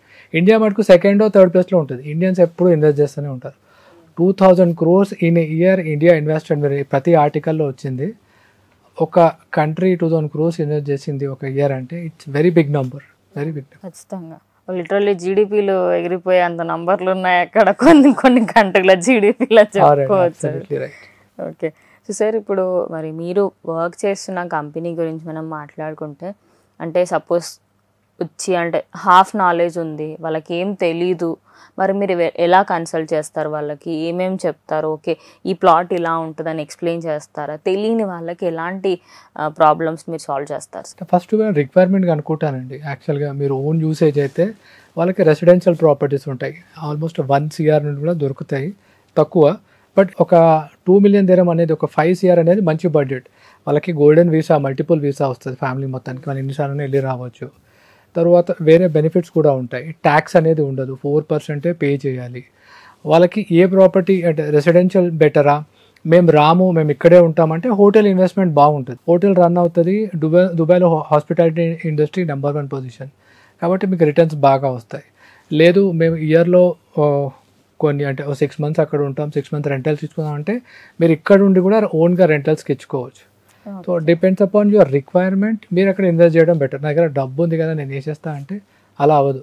మీకేం కావాలి, మీరు అక్కడ ఉందాం అనుకుంటున్నారా, మీకు గోల్డెన్ వీసా కావాలా, లేకపోతే ఇక్కడే ఉంటాను నేను అక్కడ ఇన్వెస్ట్ చేయాలా, నేను ఇక్కడే ఉంటే అక్కడ ఇన్వెస్ట్ చేయాలంటే హార్ట్ ఆఫ్ యూరోప్ ఉంది. లేదు నాకు రెసిడెన్షియల్ కావాలి, క్వాలిటీ కావాలంటే శోభా డెవలపర్స్ ఉంది. నేను మార్టిగేజ్ లోన్కి వెళ్తాను, 1% per month పే చేస్తానంటే డాన్యూబ్ ఉంది. నాకు టౌన్ హౌస్ కావాలి, మంచి లొకేషన్లో కావాలి, అప్కమింగ్ ఏరియాలో అంటే డమాక్ లాగా ఉంటుంది. నాకు మంచి బిల్డర్ అవ్వాలి, సెకండ్ సేల్లో నాకు ఇబ్బంది అవ్వకూడదు అంటే ఇమర్ ప్రాపర్టీస్కి వెళ్ళాలి. So depends upon your requirement, we can suggest you accordingly. అంటే ప్రతి వాడికి డబ్బు ఉంది కదా ఈ ప్రాపర్టీ అని మనం చెప్పలేం. నీ యూసేజ్ ఏంది దాన్ని బట్టి మేము ప్రాపర్టీ సజెస్ట్ చేస్తాం అనమాట. ఓకే సార్, ఇప్పుడు మనము ఇండియాలో చూసుకుంటే లైక్ ఎక్కడో ఒక దగ్గర సీ వ్యూ అని ఎక్కడో అలా కొన్ని ఉంటాయని చెప్పుకోవచ్చు. కానీ దుబాయ్లో మనకి ప్లెంటీ ఆఫ్ ఆఫర్స్ ఉంటాయి. ఇప్పుడు పామ్ ఐలాండ్ అని చాలా మటుకు ఫేమస్ ఐలాండ్ అని చెప్పుకోవచ్చు. అక్కడ కూడా చాలామంది ఇన్వెస్ట్ చేస్తూ ఉంటారు. అక్కడ ప్లాట్ కానివ్వండి, లేదా అక్కడ చిన్నగా ఉన్నా చాలు అని అనుకుంటారు. అలాగే మీరు ఇందాక అన్నట్టు బుర్జ్ ఖలీఫా సరౌండెడ్లో సీ వ్యూతోని, అండ్ అలాగే సీ మధ్యలో మనకి అండర్ వాటర్వి, ఇలా చెప్పుకుంటూ పోతే దుబాయ్ హ్యాస్ అంటే వెరైటీ ఆఫ్ ఆప్షన్స్ అని చెప్పుకోవచ్చు. మరి ఒక్కొక్క దానికి డిఫరెంట్ ఎలా ఉంటుంది సార్? అంటే మన ఇండియన్ కరెన్సీ పరంగా చూసుకుంటే ఒక మంచి ఇన్వెస్ట్మెంట్ అంటే అక్కడ ఎంత మట్టు పెట్టుకోవచ్చు సార్, ఎంత మట్టు తీసుకోవచ్చు? అక్కడ మంచి ఇన్వెస్ట్మెంట్ బేసిక్గా 5 crores అండి. మీరు లగ్జరీ వెళ్ళాలనుకుంటే అసలు అన్లిమిటెడ్ అది. మీకు కొన్ని చోట్ల చిన్న అపార్ట్మెంట్, దుబాయ్ ప్రాపర్టీస్ వాళ్ళు కడుతున్నారు ఒక అపార్ట్మెంట్, బుగాటి రెసిడెన్సీస్ అని చెప్పి. సో ఒక్క ఫ్లాట్ వచ్చేసి 125 million dirham నుండి స్టార్ట్ అవుతుందండి. అంటే సుమారు 280 కోట్ల వరకు ఉంటుంది అనమాట స్టార్టింగ్ అనమాట. అది ఫ్లాట్, మీకు కంప్లీట్ సీ వ్యూ ఉంటుంది, లగ్జరీ ఉంటుంది, కంప్లీట్ సరౌండెడ్ ఒక ఫ్లోర్ ఒక ఫ్లాట్ ఉంటుంది అనమాట. అలాంటివి కూడా ఉంటాయి. మీకు బెటర్ వ్యూ తోటి ఓన్లీ డౌన్ టౌన్లో 2 BHK కావాలంటే మీకు ఒక 7 million dirhamsలో అరౌండ్ 14 to 15 crores మీకు మంచి ఫ్లాట్ కూడా దొరుకుతుంది. ఇక లగ్జరీ అనేది అక్కడ అన్లిమిటెడ్, మీరు ఎంతకి వెళ్ళాలంటే అంతకి ఉంటుంది అనమాట. At the same time right investment చేసి మీకు ఉన్న డబ్బుతోటి రైట్ ప్లేస్లో చేస్తే you will get a better returns. Sir ఇక్కడ బ్రోకర్ నుంచి మనం ఒక బిల్డర్ వరకు లేదా డెవలపర్ వరకు వెళ్ళాలి అనుకుంటే ఒక లాంగ్ జర్నీ ఉంటుందని చెప్పుకోవచ్చు. అంటే చాలా మటుకు స్ట్రగుల్స్ ఫేస్ అయ్యి ఎన్నో కంపెనీలు మారితే అప్పుడు ఓకే డెవలపర్ ఆ పొజిషన్ అనేది మనకు వస్తుంది కదా సార్. మరి దుబాయ్లో ఎలా ఉంటుంది, డెవలపర్స్కి బ్రోకరైజేషన్స్కి ఎలా ఉంటుంది సార్ కాంటాక్ట్? అక్కడ అంటే బ్రోకర్స్ చాలామంది అండి, 64,000 కంపెనీస్ ఉన్నాయి బ్రోకరేజ్, 15,000 రిజిస్టర్డ్ బ్రోకర్స్ ఉన్నారు. ఎవ్రీ ఇయర్ 15,000 రిజిస్ట్రేషన్ రేరా తీసుకొని వస్తూ ఉంటారు, అవి పెరుగుతూ ఉంటుంది అనమాట. So if you go any building you just walk in, మీరు అక్కడ నేమ్ ప్లేట్లో ఒక 20 కంపెనీస్ ఉన్నాయంటే అందులో 10 ఖచ్చితంగా రియల్ ఎస్టేట్ కన్సల్టెన్సీసే ఉంటాయి. ఈ కన్సల్టెన్సీలో కూడా పాతుకుపోయిన ఎప్పటి నుంచో ఉన్నాయి, బ్యాంకే అని, homes for lime, house to home, తర్వాత చాలా కంపెనీస్ ఉన్నాయన్నమాట, ప్లెంటీ ఆఫ్ కంపెనీస్. వాళ్ళు కూడా ఇక్కడ బి గ్రేడ్ డెవలపర్స్ కంటే ఎక్కువ సంపాదిస్తారు. కమిషన్ల ప్రకారం. ఒక్కొక్క కంపెనీలో for example 3 years real estate అనేది ఒక కంపెనీలో 100 ఎంప్లాయీస్ ఉన్నారు. 100 ఎంప్లాయీస్. ఆ కంపెనీ ఇయర్లీ అరౌండ్ 100 crores సంపాదిస్తుంది. అది only Nakheel properties, Emaar properties వాటిని అమ్ముకొని వాళ్ళు అలా ఉన్నారు, అలా పాతుకుపోయి ఉన్నారనమాట.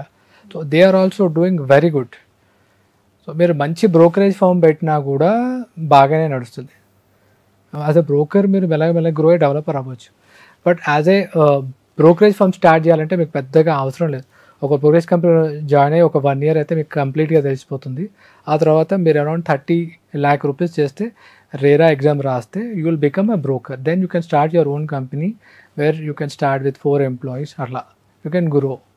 సో సార్ ఇప్పుడు అంటే మనము దుబాయ్ గురించి మనం ఫుల్ ఫ్లెడ్జ్గా మాట్లాడాము. మనం హైదరాబాద్ విషయానికి వస్తే అంటే తెలంగాణ గవర్నమెంట్ ఉన్నప్పుడు కొంచెం real estate rates up and down ఉన్నాయి అని అనుకోవచ్చు.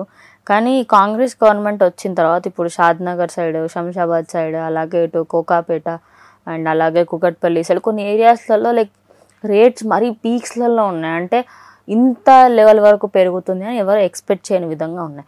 అంటే గవర్నమెంట్స్ మారడం వల్ల, ఇలా జరగడం వల్ల ఏమైనా కొంచెం డిస్టర్బెన్స్ లాగా వచ్చిందని అనుకోవచ్చా?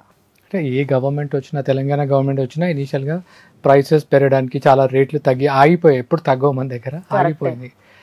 సో గ్రాడ్యువల్గా ఒకసారి స్టార్ట్ అయినాక సెకండ్ టైం తెలంగాణ గవర్నమెంట్ పీక్కి వెళ్ళాయి.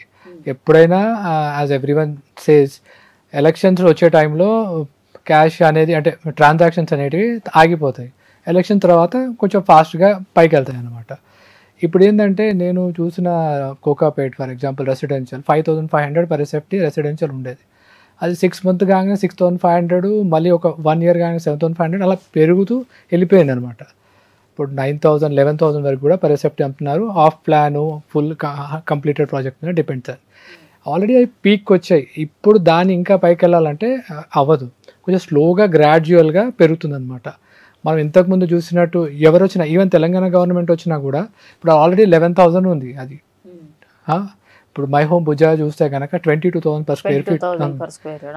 అది స్టార్టింగ్ ఒక 5 years బ్యాక్ అది 10,000, 11,000 డబల్ అయింది. ఇప్పుడు ఆ 22,000, 42,000 అవ్వాలంటే అవ్వదండి, ఏ గవర్నమెంట్ వచ్చినా అవ్వదు. But at the same time elections అయ్యేటప్పుడు తగ్గుతుంది. వేరే ఏరియాస్లో అది చూసే షాద్ నగర్ కానీ, శంషాబాద్ కానీ, అక్కడ ఇప్పుడు కన్స్ట్రక్షన్స్ ఇప్పుడే అపార్ట్మెంట్స్ అన్నీ స్టార్ట్ అయింది. షాద్ నగర్లో అయితే లేదు, శంషాబాద్లో స్టార్ట్ అయింది. డిమాండ్ ఎక్కువ ఉంది. సో ప్రెస్టీజ్ వాళ్ళు రీసెంట్గా లాంచ్ చేశారు. 1 weekలో అరౌండ్ 2000 units వరకు సేల్ చేశారు. 24 daysలో. సో 2000 units సేల్ చేశారు. ఇట్స్ ఎ బిగ్ మార్క్ అనమాట. అక్కడ డిమాండ్ ఉంది. అక్కడ వాళ్ళు ఇప్పుడు 7,000కి అమ్ముతున్నారు. అది 11,000, 12,000 కావచ్చు. ఎయిర్పోర్ట్కి దగ్గర ఉండడం వల్ల 20,000కి రీచ్ అవుతుంది. కానీ ఇప్పుడు ఆల్రెడీ 22,000 ఉన్న మై హోమ్ పూజా రీసేల్ 40,000కి వెళ్ళదు. ఇప్పుడు అక్కడ కొనడం అనేది అంటే it's not correct. One it is 11,000 మీరు కొనవచ్చు. At the same time government కూడా ఏం చేయలేదు. ఈ ప్రైజెస్ అనేది పీక్ అయిపోయిందంటే ఏ గవర్నమెంట్ వచ్చినా అంతే, ఆ రేట్ అవ్వదు. మేబీ కొంచెం ఆ 22,000 అనేది 25,000కి వెళ్తుందేమో. కానీ ఇప్పుడు మటుకు గవర్నమెంట్ మారడం వల్ల కొంచెం ఆలోచిస్తారు అంతే. But at the same time Congress government కూడా కొన్ని ప్లాన్స్ తీసుకొస్తుంది, కొన్ని డెవలప్మెంట్స్ అనౌన్స్ చేసింది. ఇంకా ఫ్యూచర్లో అనౌన్స్ చేస్తారు, ఎలక్షన్స్ అయిపోయి అనౌన్స్ చేస్తారు. Then the prices will start increase, but not at the same pace అనమాట. ఓకే సార్, ఇప్పుడు మనము అంటే ఓన్లీ ఇండియా పరంగా, తెలంగాణ పరంగా మాట్లాడుతున్నాను. కొన్ని ఏరియాస్లలో ఇల్లులు అలా కట్టేసి అలా ఉంటాయన్నమాట, అవి దిష్టి బొమ్మలాగా. ఎక్కడ అసలు ఆ ఏరియాలో ఎవరైనా కొంటారా, వచ్చి ఉంటారా అనేది కూడా ఆలోచించరు, అలా కట్టేసి ఉంచేస్తారు. మరి దుబాయ్లో ఇప్పుడు ఇన్ కేస్ రేరా చాలా స్ట్రిక్ట్ అన్నారు కదా సార్, అట్లా ఎక్కువ రోజులు బిల్డింగ్ అలానే ఉంది అనుకోండి, దాన్ని ఎలా కన్సిడర్ చేస్తారు దుబాయ్లో? యాక్చువల్గా అలా ఖాళీగా ఉన్నాయి తక్కువ అండి, చాలా తక్కువ. ఖాళీగా ఎలా ఉంటాయంటే నాకు తెలిసి, అంటే నేను అప్పట్లో సేల్ చేసేటప్పుడు ఒక అతను 25 ఫ్లాట్లు కొన్నాడు. ఆ బిల్డింగ్ అంతా కంప్లీట్ అయిపోయింది. 25 ఫ్లాట్లకి అతనికి ఇప్పటివరకు రాలేదు, అది కంప్లీట్ అయిపోయింది. అతని ఫోన్ కాల్ లేదు, అతనికి ఏం లేదు, అసలు రెస్పాన్సే లేదు. అలాంటి ఫ్లాట్లు ఖాళీ ఉండడం తప్ప మిగతా నార్మల్గా అయితే డిమాండ్ చాలా ఉంది, రెసిడెన్షియల్ డిమాండ్ అనేది ఉంది. ఏ ఫ్లాట్ అయినా రెంట్కి వెళ్ళిపోతుంది. ఇప్పుడైతే ఇంకా పాపులేషన్ ఇంక్రీజ్ అవుతుంది కాబట్టి అసలు స్పేసే లేదనమాట, కేర్ సిటీ ఉంది. అలాంటి పరిస్థితి అయితే దుబాయ్లో లేదు. ఖాళీగా ఉందంటే అప్పుడు రెసెషన్ వచ్చినప్పుడు ఒకటే సరే అందరు ఇక్కడ రావడం వల్ల అప్పుడు ఖాళీగా ఉంది తప్ప 2014 తర్వాత అసలు దుబాయ్, అంటే 2015 తర్వాత దుబాయ్ వెనక్కి చూసిందే లేదు, ఇంకా ఫ్యూచర్లో కూడా చూడదు. సో సార్ ఇప్పుడు అంటే నాకు దుబాయ్ రియల్ ఎస్టేట్ గురించి తెలిసిందే కొంతమంది వీడియోస్ చూడడం వల్ల సమ్ ఫారెన్ కంట్రీతోని ఇంత ఇంత నేను ఇంత సంపాదించాను. ఇంకోటి కూడా చూస్తుంటాం సార్, అంటే ఎవరన్నా వచ్చి మీరు ఎంత సంపాదిస్తారు అంటే 1 million 2 million అని చెప్తారు. మీరు ఏం చేస్తారంటే దుబాయ్లో రియల్ ఎస్టేట్ బిజినెస్ అని చెప్తారు. అంటే నిజంగానే వచ్చిన వెంటనే 1 million 2 millions అలా వచ్చేస్తాయా సార్ వాళ్ళకు? అలా ఎవరు కాదండి, కోటిలో ఒక్కరికి అవ్వతే అవ్వచ్చు, అది కూడా చాలా కష్టం. ఓకే. యాక్చువల్గా కమిషన్స్ అనేటివి బాగుంటుంది, 1 million సంపాదించడం కూడా నిజమే. కానీ అతను ఒక 5 years 10 years అక్కడ కన్సిస్టెంట్గా పనిచేసి అక్కడే ఉంటే అతని క్లయింట్ బేస్ పెరిగి నెట్వర్క్ పెరిగి బ్రోకర్స్ అంతా ఫ్రెండ్ అంటే క్లయింట్ బేస్ పెరిగితే అతను చేయగలుగుతాడు. అదర్వైజ్ కొత్తగా వెళ్ళిన వాడికి ఒక 6 monthsలో ఒక్క డీల్ క్రాక్ చేయడమే చాలా టఫ్. ఓకే. ఒక్కసారి అది డీల్ క్రాక్ చేస్తే ఆ కాన్ఫిడెన్స్ వల్ల అతను పెంచుకుంటూ వెళ్తాడు అనమాట. ఎంత ఒక్క డీల్ క్రాక్ చేసినా ఒక 10 లక్షలు 20 లక్షలు వస్తాయి, కానీ మిలియన్స్లలో అంటే రావు. ఓకే. మిలియన్స్లో కూడా సంపాదించే బ్రోకర్స్ చాలామంది ఉన్నారు, పేపర్లో ఆర్టికల్స్ వస్తుంటాయి. అతని స్టోరీ అంతా చూస్తే వాడు ఒక 5 years 10 years అక్కడ కష్టపడి అదే బిజినెస్ని నమ్ముకొని ఉంటాడు. అది కిందికి వెళ్ళినా పైకి వెళ్ళినా మార్కెట్ అండ్ క్లయింట్ బేస్ పెంచుకుంటూ వెళ్తే రేపు ఏదైనా ప్రాజెక్ట్ లాంచ్ అయితే ఆఫ్లైన్లో 10 units 20 units అమ్ముతాడు. ఈజీగా ₹1 కోటి అనేది సంపాదిస్తాడు మినిమం. అది ఏంది, వాడు 5 years ఖచ్చితంగా అదే బిజినెస్లో ఉండి క్లయింట్ బేస్ పెంచుకొని ఎవ్రీడే వాడు ఒక 40 calls చేసి క్లయింట్స్కి మెసేజ్లు వాట్సాప్ టచ్లో ఉండి మంచి ప్రాపర్టీస్ ఇప్పిస్తే రెఫరెన్స్లు వచ్చి వాళ్ళు చేయగలుగుతారు. పోగానే 1 million 2 million అనేది అది నాకు తెలిసి నేను అక్కడ ఉన్నాగా అది థ్రాష్. ఓకే. సో అలాంటి నమ్మకూడదని చెప్పి అది నమ్మకూడదు. నువ్వు కష్టపడి 4-5 years అక్కడ నువ్వు వర్క్ చేస్తా అంటేనే నువ్వు అంత సంపాదిస్తావు. నేను 6 monthsకి వెళ్ళి ఇంత సంపాదించి వస్తా అంటే అది కుదరదు. సార్ మరి ముందు టీఆర్ఎస్ గవర్నమెంట్ అదే మన విఆర్ఎస్ గవర్నమెంట్ గురించి అప్పుడు దుబాయ్లో ఎక్కువ ఇన్వెస్ట్మెంట్స్ జరగలేవు. ఈ మధ్య కాలంలో గత 2-3 నెలల నుంచి అంటే కాంగ్రెస్ గవర్నమెంట్ వచ్చినప్పటి నుంచి ఏమైనా ఎక్కువ ఇన్వెస్ట్మెంట్స్ ఏమైనా జరుగుతున్నాయా సార్ దుబాయ్లో? మరి అట్లా ఏం లేదండి, ఏ గవర్నమెంట్ వచ్చినా ఇన్వెస్ట్మెంట్ జరుగుతూనే ఉంటాయి. ప్రతి ఇయర్ అంటే ఒక స్టేట్, ఒకసారి బాంబే ఎక్కువ ఇన్వెస్ట్మెంట్ జరుగుతాయి, ఒకసారి ఢిల్లీ, ఒకసారి హైదరాబాద్. ఈ బ్రోకరేజ్ కంపెనీస్ ఏం చేస్తున్నాయంటే ఇక్కడ ప్రాపర్టీ షోస్ రూట్ షోస్ అని వస్తున్నాయి అన్నమాట. వాళ్ళు వచ్చినప్పుడు వాళ్ళు బాగా పిచ్ చేసి బాగా ఎక్స్ప్లెయిన్ చేస్తే అప్పుడు క్లయింట్స్ కొనడం, వాళ్ళు డెసిషన్ తీసుకోవడానికి కూడా 2 months టైం అవుతుంది. మీరు చూసుకుంటే కనుక ఎలక్షన్స్ ముందు ప్రతి బ్రోకరేజ్ ఫర్మ్ ప్రతి డెవలపర్ ఇక్కడ ప్రాపర్టీ షోస్ చేశారు. చేసినప్పుడు వాళ్ళు వచ్చి కలవడము స్పాట్ ట్రాన్సాక్షన్స్ అని చాలా తక్కువ అవుతాయి. వాళ్ళు 2 months టైం తీసుకొని చేస్తారు. వాళ్ళు ఎలక్షన్స్ ముందు బాగా చేశారు కాబట్టి వాళ్ళు డెసిషన్ తీసుకొని కొనడానికి ఇప్పుడు బాగా ఇన్వెస్ట్మెంట్స్ వస్తున్నాయి. So you cannot say Congress government రాగానే అక్కడ ఇన్వెస్ట్మెంట్స్ అవుతున్నాయి. కంపెనీస్ ఎప్పుడైతే మార్కెట్ చేసాయో దాని 2 monthsకి అక్కడ సేల్స్ అవుతాయి. సో వీళ్ళు ఈ మధ్యకాలంలో బాగా రోడ్ షోస్ ప్రాపర్టీ షోస్ చేయడం వల్ల ఇప్పుడు ఇన్వెస్ట్మెంట్ అనేటివి దుబాయ్లో బాగా జరుగుతుంది తెలంగాణలో. ఓకే. సో అంటే రోడ్ షోస్ చేయడం వల్ల అండ్ అలాగే ఇప్పుడు ప్రాపర్టీ షో ఒక 5-star హోటల్కి వచ్చి వాళ్ళు కూర్చొని క్లయింట్స్కి ఇన్వైట్ చేసి స్పెషల్ ఇన్విటేషన్ చేసి ప్రాపర్టీ గురించి ఎక్స్ప్లెయిన్ చేస్తారు. వాళ్ళు అప్పుడు నవంబర్ డిసెంబర్లో అక్టోబర్లో బాగా చేశారు. అప్పుడు వచ్చిన క్లయింట్స్ వాళ్ళ డెసిషన్ తీసుకోవడానికి ఇప్పుడు జనవరి ఫిబ్రవరి మార్చ్లో డెసిషన్ తీసుకుంటున్నారు. దానివల్ల ఇప్పుడు సేల్స్ అనేటివి దుబాయ్లో బాగా జరుగుతుంది హైదరాబాద్ నుంచి. Thank you sir, thank you so much. అంటే చాలా ఓపికతో ఎక్స్ప్లెయిన్ చేశారు. బికాస్ చాలామందికి దుబాయ్ అనగానే ఇన్వెస్ట్ చేయాలి అన్న థాట్ కూడా చాలామందికి రాదు. కానీ మీరు ఇప్పుడు చెప్పిన దాని ప్రకారంగా చూసుకుంటే ఒక మంచి కంపెనీని మనం చూస్ చేసుకొని ఒక మంచి బ్రోకర్ని మనం పెట్టుకుంటే మనము దుబాయ్లో ఉండడానికి మన లైఫ్ సెటిల్ అని చెప్పుకోవచ్చు సార్ నిజం చెప్పాలంటే. సో మీకు ఎలా ఉంటుంది సార్, లైక్ ఓవరాల్గా ఎలా అనిపించింది ఇంటర్వ్యూ? మీకు ఇన్ఫర్మేషన్ ఇచ్చాను అంటే అక్కడ నేను ఫీల్ అయ్యి ఉండి అక్కడ వర్క్ చేశాను కాబట్టి అక్కడ అనుభవాలన్నీ కూడా నేను షేర్ చేసుకున్నాను.